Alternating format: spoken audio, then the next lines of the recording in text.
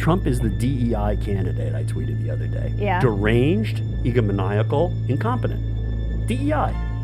Egomaniacal. Yeah, that's great. It's good. Can I get paid by the slogan? It's too long to put on a hat or a bumper sticker.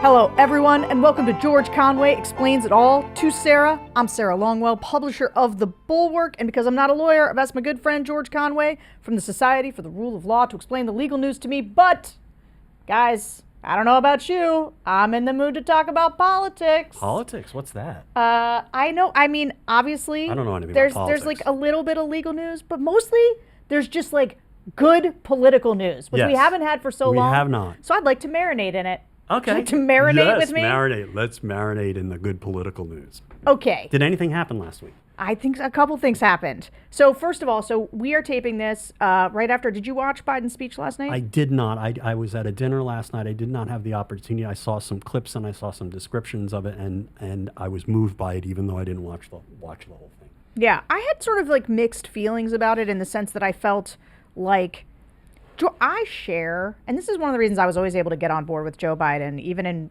my more Republican feeling times. Right. Which is that he and I share the same vision of America. Right. He thinks America's a good place. Correct. And when he talks about America, I'm like, yes, I understand the place you're talking about. America as an idea. Well, that's the way I started out as a Republican in 1980. I wanted to go up on the shining city on a hill. I hear your Reagan impression. I understand. Maybe not everybody knows that's what you're doing, but it's a good Reagan impression. There I go again. Are you just saying that it's not good enough, or is it just that there are too many people who are basically not old enough to I think not old enough. I don't know that everybody... I'm sorry No, about it's that. true. It's basically like Reagan to my kids is like Herbert Hoover to me. Yeah, that's right. And I'm like, when I do the math, I just want to lie down. Yeah, I know. It's a bummer. But so, speaking of being old, I did think that last night, so I thought Biden's sort of, the way he talks about America, I always love and I am moved by. I think it is easy to... That's the way, Americans used to talk about America. Yeah, right. I mean, That's the way Republicans used to talk about America. Yeah, no, I mean, we want America to be a happy place, a place where people can do their thing and enjoy life and be free and basically do it at their own pace. Yeah. And that's essentially that's the kind of conservatism I signed up for, not the kind of conservatism that is we hate everybody and we want to destroy everything for everybody because we don't like these other people. I would posit that's not conservative at all, since conservatism is about conserving the things that are good about liberal democracy. Right, and they basically, it's like the whole attitude of conservatives today is to basically, let's just blow everything up. Right. Let's just blow everything up because, One might say that's the opposite of conserving things. That's disserving things. Yeah. It's disservation? Is there a word? I don't think that's a word. I don't know. We'll make some, we can, I like playing with words. I'm a lawyer. I like playing with words. But it struck me, the big contrast for me is one that actually sort of wasn't even there. It was just the notion, it's easy to forget what an amazing thing it is to do to relinquish power. Yes. And that's what he did last night. Absolutely. It is, and you remember, I mean, in my new PAC, we talk about narcissism and sociopathy. We haven't even gotten there yet. We've got there, but to be there, narcissism is a spectrum. Mm-hmm. You see where I'm going with this. I do. Narcissism is a spectrum, and we all have to be a certain. There has to be a little narcissist in all of us to get through our daily lives. Like, we both have to be willing to put, to sit here in front of this camera with this microphone and not be fearful that we're going to make fools out of ourselves, even if we do. Right? We have to have a positive attitude. And to go into politics requires, you have to be something of a narcissist, not necessarily a pathological narcissist like Trump is, which is way off the scale where you're basically willing to lie, cheat, and steal to do anything to advance yourself. But you have to have this kind of attitude that you can be successful in what you do in order to be successul at what you do. Let me try to to be president and to go into politics. And, it's hard for these people to say no. I'm gonna give this up. Well, hold on. So I think that just to put a finer point on your narcissism point, I think there's a way in which politicians can be like, I want to help people, and I think I'm so good that I should be in the position to help people, which is Joe Biden's level of narcissism, which is that he believes that's good narcissism. I mean, it's a productive thing if you're going to go into politics, right? Correct. To It's believe necessary. that you have a vision Right. for things. And it's not about you. And at but the that's end the of the difference day. between Trump's. Correct. Trump's narcissism. Right. So Biden's is about helping other people Right. and There's believing nothing he wrong can do with it. wanting to be great That's and right. wanting to be known for helping people. Yeah. Whereas and trying to be Trump's- but that as long as you ultimately know that at the end of the day you may enjoy what you do and you may be proud of your accomplishments, but it's not about you. It's about your family, it's about your country, it's about your values. There's something greater than you. And that is the difference between sort of a normal person Yep. with a positive outlook on life and a crackpot. Yeah.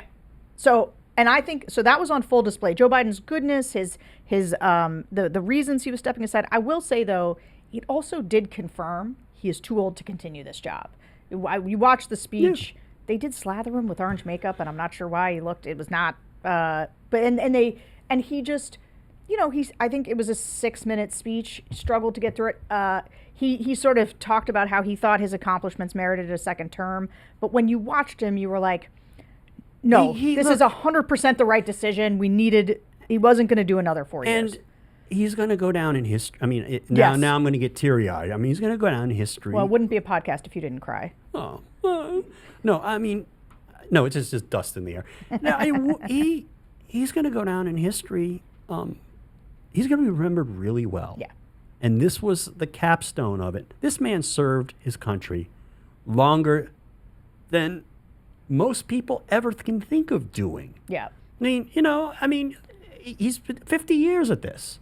And then saved democracy twice, in my opinion. Yeah, and Once by beating Trump, and once by knowing it was time to get out of the way. Get out, and he is going to be. The history will look, if they're going when you're going to look at one-term presidents, he's going to be number one on the list. Mm-hmm. I think he's number one of the ones. Yeah. I mean, you don't have to be reelected to be a successful president. I haven't thought about this. And Who else is a good one-term president? That should not be the test. The test is what you did for the country in the time that you had. Yeah. And at the end of the day, he passed that test with flying colors. I don't agree with everything he's done, but I mean, in terms of the service to the country that he performed, it's just inestimable. And I don't know that we could ever express enough gratitude to him. But that's going to be the history books. And he has earned the right to kind of not have to put out the way he's had to put out. I mean, that's not being president of the United States. I mean, it's grueling. It's emotionally and physically grueling. Yeah. Okay? I don't know that I could do it. I don't know, a lot of people could not do that even at age 40 or 50 or 60. And he's earned the time to hang out with his family and I don't know if I want him driving the Corvette around, but but he's earned his time, and he should bask in he should be proud of his accomplishments, and I only wish him and his family the best.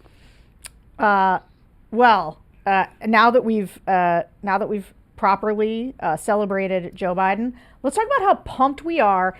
So I don't remember because I do so many podcasts and talk about so many political things, if we talked about this before, but obviously there was a point a couple weeks ago where it looked like Joe Biden could step down. And I think we were all engaged in kind of our own fantasies about, okay, who is the ideal ticket to beat Donald Trump? And I was very much in Whitmer Shapiro land, and I don't know where you were, but let's just say Biden steps down 30 minutes later, and he steps down by putting this letter on Twitter, which, okay.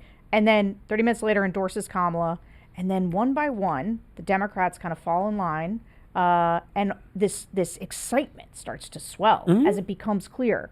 And all of us had been, I think, somewhat worried about Kamala Harris and her sort of political capabilities, because we haven't seen much out of her over the last 3 years. But all of a sudden, she steps up, and she had been stepping up, actually, in that intervening period after Biden's debate. And already you could sense, oh, wait. Yeah, she's feeling it. She's doing well. Sounds great. And then she started her reintroduction, and I just think she's been crushing it. Yeah, she has. And this is sort of my take on on Harris in summary. And when we first started talking about the possibility right after the debate, like, I mean, will the Democrats do this? I have my favorites among the Democrats, and but I was persuaded by Michael Steele, and we had that conversation. I think you remember where he basically said, no, it's going to have to be Kamala Harris, because you can't go around her. And I've always had, I started out when I first started focusing on Harris as a political athlete, if you will. Her political skills and her charisma. I remember thinking in 2019, when she was about to announce her president, or maybe she had just announced her president. I don't remember. Her candidacy? Yes. Yeah. I remember paying very close attention to her and thinking, she's really good. Mm-hmm. She's good at this. And it was, I remember talking, she was talking about basically Trump's criminality. I remember once on Morning Joe, and I said, that's really good. She's real, because she was, and I thought, she would crush him, I thought. And, I don't think she did quite as well as I had expected during the primaries. Something was off with her. And I think she developed in my mind sort of like an inconsistency. Like sometimes she's really amazing and then sometimes she's not so good. And I think I read something this morning, actually, that Joan Walsh had written, and she quoted someone as basically saying, in substance, like, she's just decided to be herself. Yeah. And she's authentic. And she's authentic and good. Mm-hmm. And I think she's coming, I mean, this is my hope, is that all of a sudden she's just sort of like, okay, all the negativity, and I'm not going to try to be someone who I'm not. I'm going to be me, and I'm going to have fun doing it. And I think she's the perfect antidote to Donald Trump in that mode. And that's what I think we've been seeing. And it couldn't have come, it couldn't have come at a better time. And it made, she's a breath of fresh air. And that makes a huge difference. You got this old guy who's just tired of and exhausted. He's exhausted us for years. And then you have this, brat. I don't really get the brat thing. But I like it. It's just like, it's fun and light and it projects the kind of optimism and happy-go-luckiness that I think is more American than this this grievance-filled attitude that has taken over the right. Well, since you did the Reagan impression earlier, I'm going to say Reagan was one of an OG in sort of my lifetime and consciousness. I'm sure there's plenty of other people. Maybe Abraham Lincoln was a happy warrior, but Reagan was very much a happy warrior. No, Lincoln was actually a grim warrior. He was actually a depressed person. Yeah. He would have gotten like a lifetime prescription of Prozac or Zoloft. Well, I'm glad they didn't give that to him. No. But I think he did. He was able to do what he did. I mean, that's a whole other story. Yeah. But he was able to do what he did precisely because he was so reflective. I don't think he would have gone over well on MSNBC, frankly. But this is what she strikes me. She strikes me as a happy warrior. But this point you just made, or that perhaps Joan Walsh made, is actually something I've talked about with JVL on some of the other podcasts. I always perceived her as having something of the political yips. And part of that is that there is nothing harder than being an avatar for somebody else. Right. Than having to carry the burden of and when it's the President of the United States, everything you do reflects on somebody else. Being vice president's a shitty job, even if they don't want to hang you. Yeah, that's right. That's right. Well, just, what are you supposed to do? And why didn't people see her for those 3 years? It probably has a lot to do with the fact that, she also had to be careful they didn't want to present the contrast of the age versus her vitality. Yeah, and the president and the vice president, one of the main jobs of the vice president is to help the president without upstaging the president. That's right. That's now it's her chance to just be out there and be herself. And I think, and she's very good at, it's an important political skill to be able to go on the tack without being mean. Without being perceived as gratuitously mean. It's almost like people who would be prepared to do that are people who, in front of a jury, have had to prosecute a case against someone and still make the jury like them. That's a very interesting point. That's how we bring it back to So the we got legal the- podcast. Everybody knows I have made these hats called They say "Vote for Joe, not for the Psycho," and I've still got a bunch. I've got like 500 freaking bumper stickers left. And they're now historical artifacts. right. I mean, maybe I'll sell them on eBay. Maybe I'm going to hold on to them and sell them on eBay like 50 years from now, if I'm alive. But I made some new hats, and they're a little wordy. There's one is vote for the prosecutor, not the perpetrator. Not the Perpetrator. perpetrator. It's long. Not the It's predator. No, I like prosecutor and perpetrator. Prosecutor and predator. No, that's alien and predator. That you want. We want perpetrator. Oh my, that's a hard word. It's a hard word, but hey, the perp, like the perp walk, right? Perpetrator. Oh, we get the perp. Hey, yeah, we got the perpetrator. Nobody says perpetrator. They say perp. They say perp. Right. Okay. Vote for the brat, not the perp. We could do that. And then I got another one. I forgot what the Vote other for one the was. brat, not What the did I have asshat? another one. I was like, yeah. Yes. Vote for the brat, not the asshat. That's a good one, actually. I like that one. We can workshop this later, but we should. It's true. I'm working on it. We do And have here's to- my other one. we have to do. Maybe we can do a psychopath ad. Well, hold on. An anti-psychopath Let's ad. actually, before like, we just. here's one. He's the Trump is the DEI candidate. I tweeted the other day. Yeah. Deranged, egomaniacal, incompetent. DEI. Egomaniacal. Yeah, that's great. It's good. Can I get paid by the slogan? It's too long to put on a hat or a bumper sticker. Okay, so since you're talking about Psychopath, why don't you just tell us? You launched a new PAC. Yes. And It's called the Anti-Psychopath Political Action Committee, Inc., a Delaware corporation. But we just call it Psychopath. To bring back to the legal aspects of this, Yeah. I spent 30 years toiling in a New York City office as a lawyer. Nobody knew who I was. Doing Delaware law, Delaware corporate litigation, among other things. And Yes. I finally got to be. I've never had been a director of a Delaware corporation, but thanks to the people at Longwell Partners, I became the sole director and incorporator of a non-stock Delaware corporation under Title VIII of the Delaware Corporate Code, which is my favorite statute in the world, and I am officially the president and sole director of the Anti-Psychopath Political Action Committee, Inc. Not paid for by any candidate or candidate committee. Very good. And yes, in addition to doing this podcast together, we're working together on this because to the extent that we do any of these things, it's all for the same reason. Right. Right. It's all to defeat Donald Trump, Right. get people pumped to defeat Donald Trump, Right. and to save democracy. Right. Sometimes we do it with a podcast. Sometimes we do it with a with PAC. Sometimes we do it with Express Advocacy. Sometimes we don't do it with Express Advocacy. What is Psychopath gonna do? All right. So basically, the object of psychopath. There are four principal objects of psychopath. I mean, I understand that you can only, you can't have more than four. You shouldn't really have more than three of anything, but I decided on four. Okay. So here it is. One is to basically explain Donald Trump's psychological state, his mental disorders, psychological disorders to the public, and to illustrate them. The second is to explain why they make him dangerous to the public.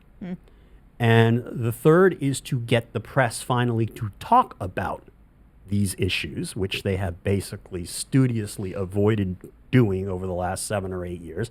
And the fourth is to trigger him into illustrating those characteristics. And those are our objects. I don't know if we're going to accomplish all four of them, but I think any progress in any one of them is good. And the whole point is that this man, all right, we've seen this double standard that applied over the last few weeks after the debate with, you've got two old guys. They both slur words. They both mistake names from time to time. They're both aging. If you look at film of Trump now and compare it to 2016, let alone 1988, he's clearly deteriorated cognitively.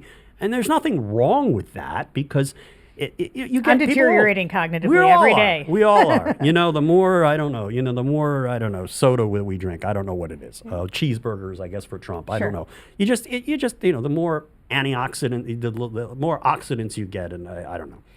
I don't know what the explanation is, but we that just happens with it. And the question was like, why is there a double standard? Why are we just talking about Joe Biden and not talking about Trump? And it's even worse than that, because what's the baseline that both of them started with? You've got a baseline of Trump, but Trump was just nuts to start with, and that's my point. And that's the point of Psychopath, is that he is a narcissistic sociopath. Well, what's that? Well, if you look at the Diagnostic and Statistical Manual of Mental Disorders, Volume 5, the most recent edition, fifth edition, there are lists of what are the characteristics of people with certain kinds of severe personality disorders called cluster B personality disorders. One is narcissistic personality disorder. The other is antisocial personality disorder. Pathological narcissism and sociopathy. The man is a sociopath. The man is also an extreme narcissist. There's really no doubt about his narcissism now. If you look through the elements, he's just off the charts. Everything is about him, so I can pass through that. But he's a sociopath, and sociopaths are basically people with no conscience, no morals. They're pathological liars. They have no remorse if they do any wrong to any person. They don't respect the rights of others. And if you go through the, 7 characteristics, the 7 diagnostic criteria, I wish I brought my chart with me today. I have to leave them everywhere. I'm going to get another chart. I pulled one out on Morning Joe. It was great. If you look at the 7 diagnostic criteria, he has all of them. And you only need 3 to be a sociopath. And the man's clearly a sociopath. You don't want sociopaths anywhere near your existence. If you don't want them in your lives, and if you certainly don't want them having power over your life. And even if you don't agree and you say, well, you're not a psychiatrist, you're not a psychologist. I was going to offer this disclaimer that we are not psychiatrists or psychologists. But even if you say, okay, he's not qualified to do that. I mean, look, I can read. This is in simple English, but let's put that aside. You can look at the list of characteristics, and I urge you to go to psychopath.org, and you can look, we posted it there, or I posted on my Twitter feed for years, actually. You look at those characteristics of a sociopath, just ask yourself, which of these does he not manifest in just excess, if anything? And you're not going to be able to point to any.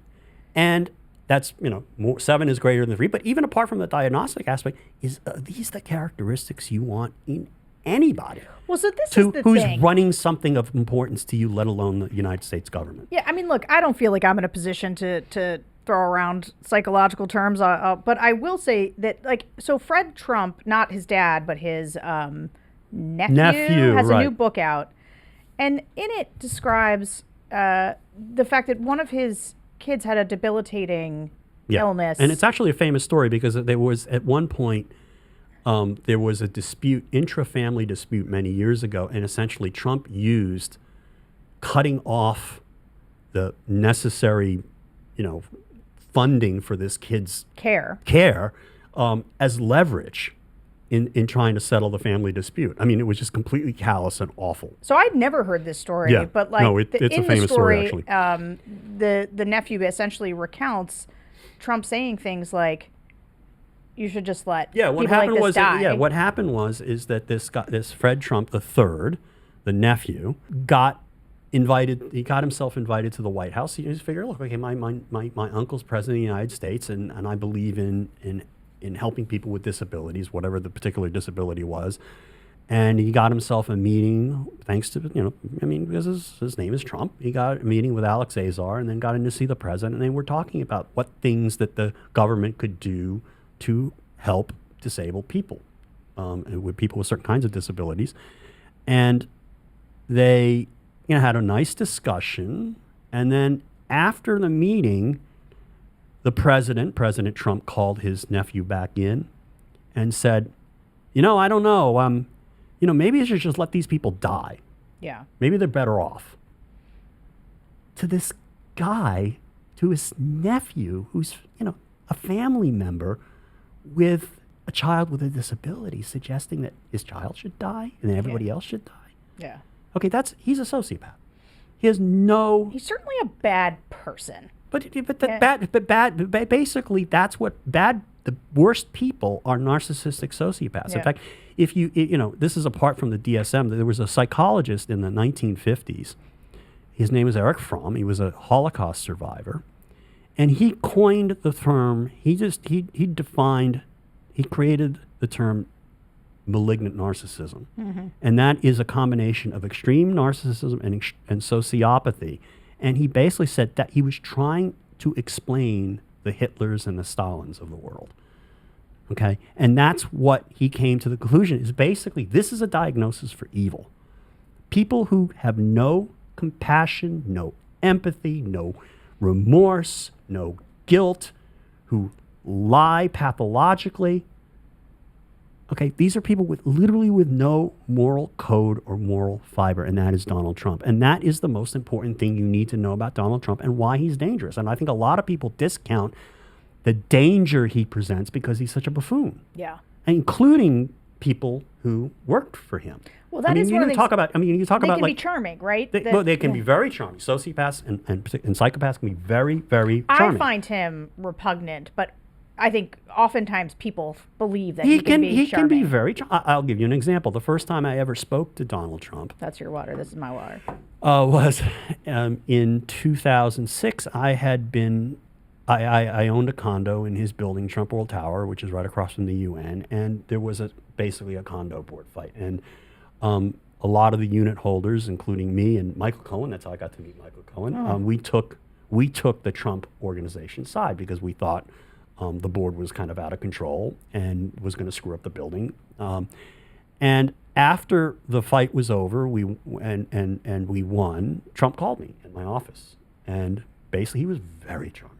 Oh, what kind of a lawyer are you? You were really, really good, well-spoken. You have a great speaking voice. Many people are saying, it was very Trumpy. But he's a flatterer. He can really flatter you, and he can really, and he has he does have that.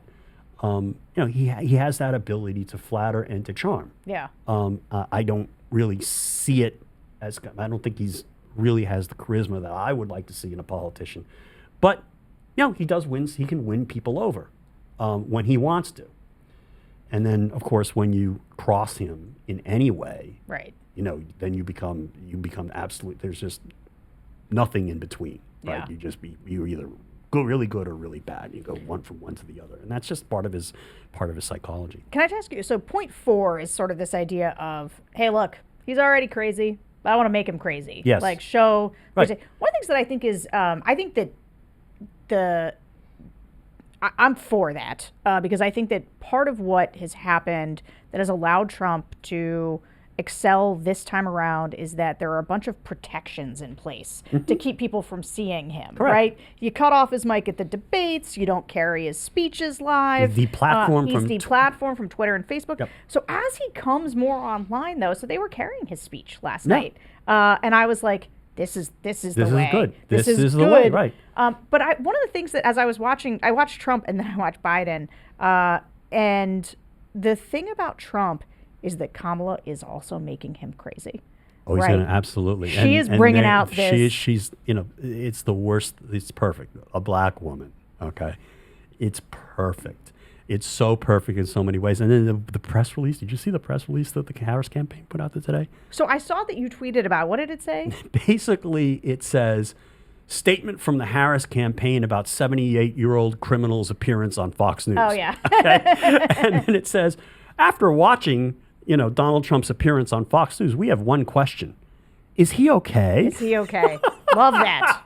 Love that. Because the answer is no. The answer is no. And then there were some other things on there. And then they had some bullet points underneath there that points that were made during the interview. And one of them was, Donald Trump is old and weird.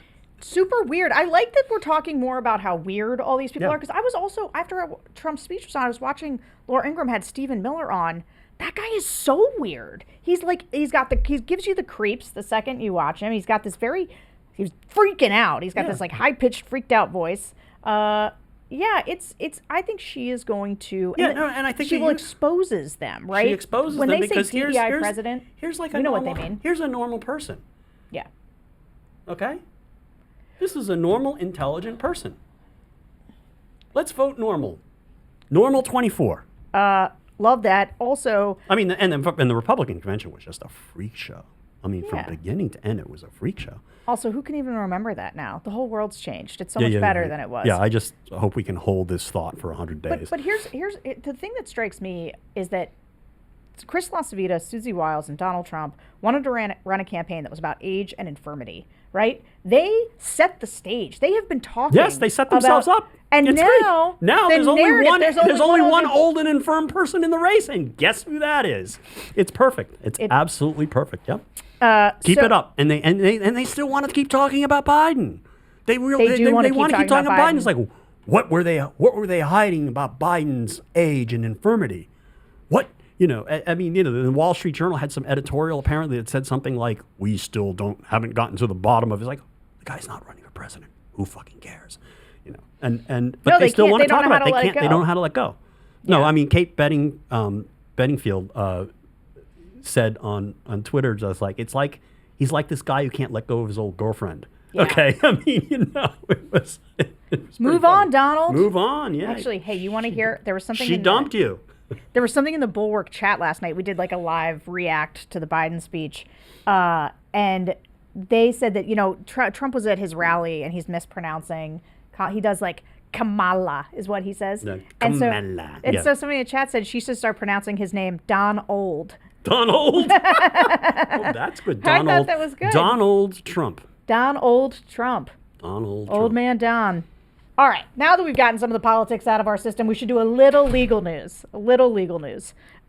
Itty So the big legal news that we haven't talked about yet is Judge Cannon dismissed the classified documents case in its entirety. She dismissed it on the grounds that there isn't a federal statute authorizing the appointment of special counsel Jack Smith. We've talked about this a bunch on this podcast, that idea that was put forward. And it seems like she pulled this directly from Justice Thomas's concurrence in the immunity case, right? He included it in there, and then she referenced it because Thomas wrote separately in the case to say that he isn't sure that the office of the special counsel has been established by law, which he believes the Constitution requires. So Jack Smith has already filed his notice of appeal. Yeah. What happens next? Well, it's going to go up to the 11th Circuit. In fact, the 11th Circuit, that's the Court of Appeals, that federal Court of Appeals that covers Georgia, Florida, and Alabama. They have set a briefing schedule, and it's going to get briefed in the fall and argued sometime, probably maybe by the end of the year. And I think it's going to go back to the district court at the end of the day because there's no basis for challenging, not even the Trump administration. The Trump administration appointed special counsels, including John Durham. I mean, there's no issue that the attorney general can basically appoint officials that prosecute particular cases or groups of cases. I mean, that's one of the things that the powers that the attorney general has. And it's specifically in the United States Code. There's nothing unconstitutional about it. The person is not an officer who is sufficiently high up that we require Senate confirmation. In fact, U.S. attorneys can be appointed by local judges in certain circumstances or by the attorney general in certain circumstances and not necessarily submitted to the Senate by the President of the United States. And certainly a special counsel has no more authority than a United States attorney, if anything less. So, I mean, the basis for these arguments have always been just make weight nonsense, and they're going to lose. And I think what Judge Cannon may have done here, I'm just trying to analyze her misbehavior over the past several months, is I think she strung the case along enough to the point where now she can just kick the case. It's going to go up on appeal, and if it ever comes back to her, election's going to be over. Yeah. And I think that was her object. I think that may have been her object all along. Well, she made this decision when it looked like Trump was on a glide path to the nomination. Yeah, but she also all along she has always been trying to just not have this case happen and get it out of. And I think now it's like this is easy now. Now she's not going to get it back for a while. Isn't this what happens? You've always said this, that if it goes up to the 11th Circuit, that they probably. It's quite possible that they will reassign. They can order the district judge, the chief judge of the Southern District of Florida, to reassign the case.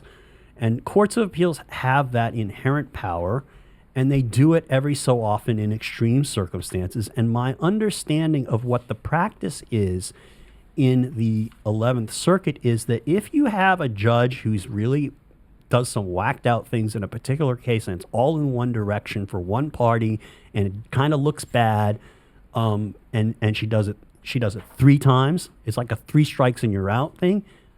She's already got 2 strikes. She's been reversed twice by the 11th Circuit early on in connection with the search warrant and then the production of materials to the government and whether or not a special master had to review the document. It was just all crazy, and the Court of Appeals just slammed her.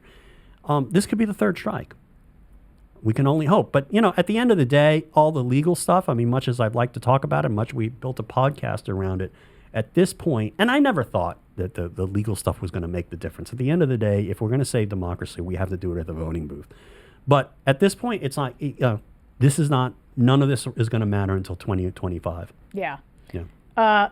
But we're still going to do this podcast. Oh, of course, the podcast is great because, we're we fun. like to, it's a good time. And people need to buy, I mean, what are we selling today? Well, and actually, it's good. It's a good time to pay some bills. So, George, we got plenty of warm, sunny days of summer left ahead of us, and you need to fuel up for them with Factor's no prep, no mess meals. Okay. We all have wellness goals we're trying to accomplish this time of year, and you can use Factor's menu of chef-crafted meals with options like Calorie Smart, Protein Plus, and Keto to achieve them.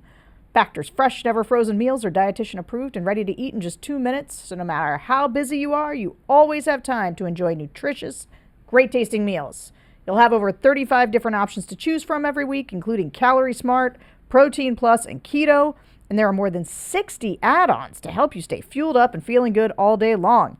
And you can choose from 6 menu preferences to help you manage calories, maximize protein intake, avoid meat, or simply eat well balanced. You can also discover a wide variety of easy options for the entire day, like breakfast, midday bites, and more. Treat yourself to restaurant-quality meals that feature premium ingredients like filet mignon, shrimp, and blackened salmon. Did you say filet mignon? Filet mignon, is that your favorite? Which one's your favorite? There's some pasta dish that I like, but I forget what it's called. But filet, I didn't know. Maybe I didn't check the right box. You should go get that one. I'm gonna have to investigate that. These are your favorite, right? The Factor meals. Filet, yeah. No, they're great. They're absolutely great. You love them, and also everybody in our office eats them, and so they're just I know. Every time I walk in here, fridge. I see these boxes of F Factor. It's all the boys in our office do the Factor. So to impress the girls, I guess they're all trying to get in shape for the summer. Is that what you're doing? I don't know. It's already late in the summer now. I mean, it's almost August now, right? It's gonna be November soon. Can you believe that? This election is coming right up. Oh, right God. up on us. It's really, really amazing. Okay, so head to factormeals.com/AskGeorge50 and use code AskGeorge50 to get 50% off your first box plus 20% off your next month. That's code AskGeorge50 at factormeals.com/AskGeorge50 to get 50% off your first box plus 20% off your next month while your subscription is active. Okay, so I will just ask one quick question about this, because after the 11th Circuit Court of Appeals weighs in, this could go up to the Supreme Court. And it's worth noting that Kavanaugh worked for a special counsel prosecutor, Ken Starr, and Roberts helped work on the current special counsel regulations. So, that'd be interesting. But can the U.S. Attorney for the Southern District of Florida bring this case directly and avoid all the special counsel stuff? They could do that. And that could be, you could re-indict the case, but they've chosen not to do that. Oh, they have? I think they've chosen not to do it because they decided to take an appeal. What they could have done is they could have simply re-indicted the case by basically presenting it to a grand jury in the Southern District of Florida and basically having the United States Attorney file the papers. They chose not to do that. They chose to take this dismissal up, and I think the reason is that they basically, what they could have done is they could have appointed Jack Smith as a special assistant United States attorney responsible to the U.S. attorney for the Southern District of Florida. They could have done all sorts of kinds of things to get around this decision and just re-indict the case. But I think they realize this is their chance to get her thrown off the case, so we're going to take it up. That's what I think. Great. That's my theory. Well, now that we have done our due diligence to give people the legal news they come here for, I just want to talk about Kamala really quickly again. What? I just want to talk about Kamala one more time. Yes. So she's a prosecutor. Yes. You're a prosecutor. I'm not a prosecutor. You weren't a prosecutor? No. What'd you do? I was a defense lawyer. I did civil defense. Cut this. Okay. So hold on. It's okay. Let's hold on. I'm proud of that. Stop for one Okay. second. All right, let me reset. All right, I want to talk about Kamala again. Okay. So she's a prosecutor. You're a defense lawyer, Yeah, right? I was. Okay, you were. What does it mean? Like, what skills does a prosecutor have? Like, that would she have developed that I think are going to be helpful to her now? Yeah, I think these are litigator skills. Okay. What you do in litigation is you try to simplify things and focus them into what their essence is, and that's what you do for judges and juries, and you try to basically break everything down to its simple and most salient and most memorable point, because we only have so much bandwidth.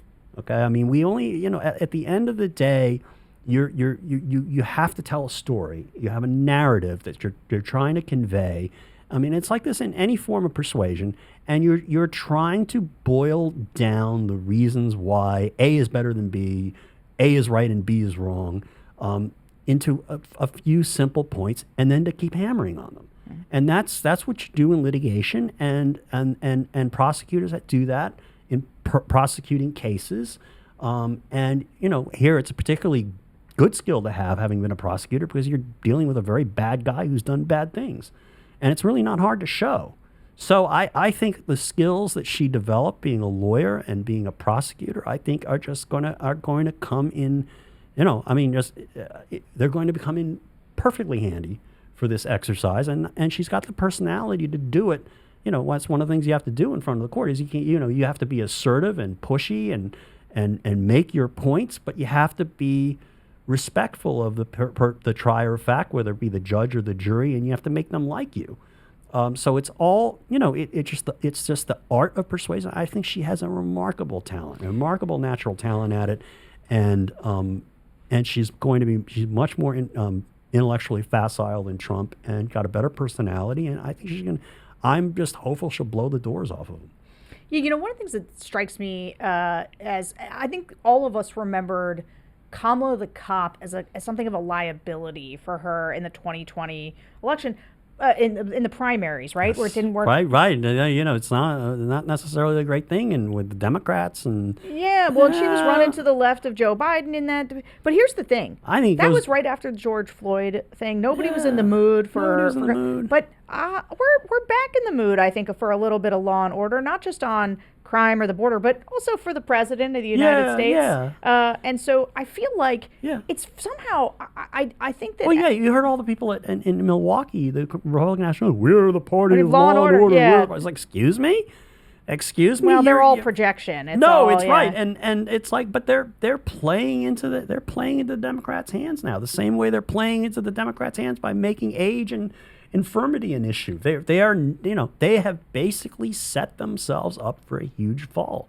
I think the tough prosecutor and the prosecutor versus the felon, it's almost like it's perfect. She was more made for this moment than I think we even realized. I mean, I started to really feel that frame, and as I saw her more post the Biden debate, I even just watched her and I thought, we have talked so many about Joe Biden needing to be able to prosecute a case against Trump, prosecute a case. And I didn't even mean in a felon sense. I meant prosecute a case on abortion, prosecute a case on Trump and January 6th, prosecute a case on the economy, prosecute a case on anything. And then that was the problem in the debate. The first 20, 25 minutes of the debate is there was you have to counterattack. Yeah. You have to come right back at the guy.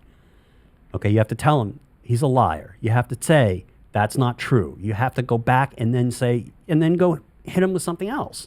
And you have to, and that's actually very similar to what you do in an appellate argument, right? An appellate argument is the judges are asking you questions to push back on you, to test the strength of your resolve and the logic of your case.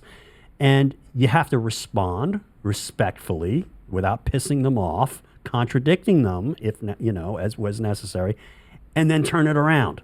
Yeah. And then make your affirmative point. Yeah. And none of that happened, particularly in the first 20 minutes of the debate. It was just basically it was just Trump just lying and just firing off lies in rapid fire pace, and Biden was sort of just absorbing the punches, and it just didn't look good. It didn't work. It wasn't persuasive, but he got into it a little better later during the debate when the topics turned to Trump's criminality and January 6th and so on and so forth, but it was a little late by then. Yeah. So, I mean, and I think that, I think that the energy that she has is going to be infectious. I think the I'm positive, infected. the positive energy, I think, young people are kind of, a lot of young people have very ill-formed political views, Sure. right? They're very, very mushy. They can go either way. You've probably seen it in focus groups. But they want the optimism. They're sick of the old guys. They can't. It's exhausting to them. It's like politics is not interesting. And then here's this woman who's kind of cool. Yeah. Brat. I just think there's something. I think there's something here. I think it's catching, and I'm hopeful that maybe this is the path out of the darkness that we've been having over the last several years. I think, obviously we're going to have to deal with a lot of the ramifications of what happened over the last several years. But it's. I have to say, I'm feeling it. I'm feeling it too. I hope you're feeling it too. I want to thank everybody for hanging out with us. George, as always, thanks for explaining the legal news to me and our listeners. Don't forget to hit subscribe, leave us a review on your podcast app, email us at askgeorge@thebulwark.com, and we will see you next week.